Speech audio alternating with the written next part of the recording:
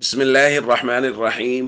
عن جابر رضي الله تعالى عنه قال قال رسول الله صلى الله تعالى عليه وسلم: لا يدخل أحدا منكم عمله الجنة ولا يجيره من النار ولا أنا إلا برحمة من الله. رواہ مسلم۔ نبی کریم صلی اللہ علیہ وسلم نے ارشاد فرمایا، تم میں سے کسی شخص کو اس کا عمل نہ جنت میں لے جائے گا، نہ دوزخ سے محفوظ رکھے گا، اور نہ ہی مجھے، سوائے اللہ کی طرف سے رحمت کے۔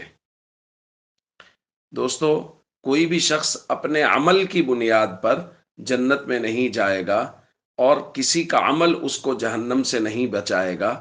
صرف اور صرف اللہ کی رحمت ہی ہے جس کی وجہ سے کوئی جنت میں جائے گا اور جہنم سے بچے گا۔ اب اس پر سوال کھڑا ہوگا کہ پھر عمل کا کیا فائدہ ہے؟ پھر تو عمل چھوڑ دیا جائے جب اللہ کی رحمت سے ہی فیصلہ ہونا ہے۔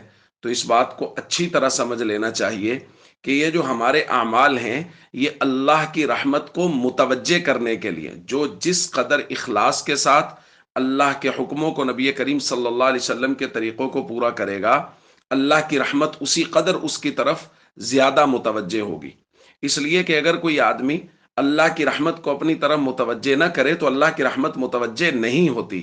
جیسا کہ ایک دوسری روایت میں نبی کریم صلی اللہ علیہ وسلم نے ارشاد فرمایا، وَاعْلَمُوا أَنَّ اللَّهَ لَا يَسْتَجِيبُ دُعَاءً مِّن قَلْبٍ غَافِلٍ لَاهٍ۔ جان لو کہ غافل اور لہو و لعب میں مبتلا دل کی دعا اللہ نہیں قبول کرتے۔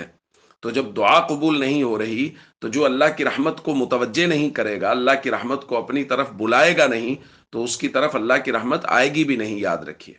اس لیے فیصلہ تو اللہ کی رحمت کی بنیاد پر ہی ہونا ہے۔ ہمارے اعمال ہیں اللہ کی رحمت کو اپنی طرف متوجہ کرنے کا ذریعہ۔ فرائض اور ارکان اسلام کی پابندی اور دیگر جو چیزیں ہمارے ذمہ لگائی گئی ہیں نبی کریم صلی اللہ علیہ وسلم کے مبارک پاکیزہ طریقے، یہ سب اللہ کی رحمت کو اپنی طرف متوجہ کرنے کا ایک ذریعہ اور سبب ہیں۔ اور جب ہی ہم اعمال کریں گے، اللہ کی رحمت ہماری طرف متوجہ ہوگی۔ اس لیے بھرپور طریقے سے اعمال کرتے رہیں کہ نبی پاک صلی اللہ علیہ وسلم کے مبارک اعمال کرنے سے اللہ کی رحمت بندوں کی طرف متوجہ ہوگی، اور اسی رحمت کی وجہ سے ہی قیامت کے دن بخشش ہوگی۔